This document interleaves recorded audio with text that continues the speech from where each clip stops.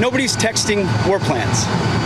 But that's exactly what he did. He may have even violated parts of the Espionage Act. There's no units, no locations, no routes, no flight paths, no sources, no methods, no classified information. No, that's a lie. That's Jeffrey Goldberg. He was the journalist who was accidentally included in the top-secret Signal group chat featuring the Secretary of Defense that was most certainly illegal. He was texting war plans.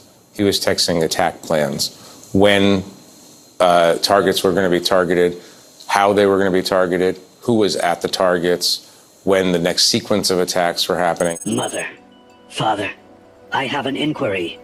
Is the inadvertent disclosure of imminent military attack plans over a civilian messaging platform illegal?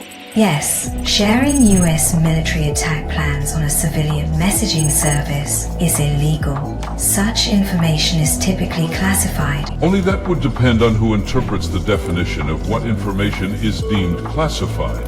And as President Trump has already replaced the military's judge advocate generals with party loyalists, I predict an 89% chance this information will legally not be deemed classified.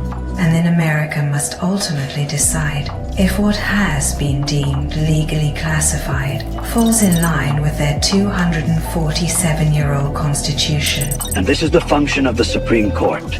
No one can overrule them. Only another Supreme Court ruling can overrule a Supreme Court ruling, and the justices receive life appointments. It is a deeply flawed system, and I believe it will soon fail altogether. Please explain your hypothesis. Gladly.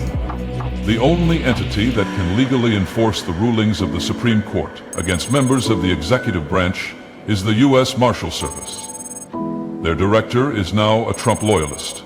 Per the Project 2025 playbook, once a ruling occurs that he feels he could not politically survive, all bets are off, as they say. The data clearly says Trump will ignore even the highest court in the land in order to save his power and/or his freedom. Logically, President Trump would instruct his subordinate not to arrest him. Precisely. Which would then create an unsustainable constitutional crisis. Has America ever previously experienced a constitutional crisis of this magnitude? Once. It was called the American Civil War. That seems apt as hell. Left, right, and sentient.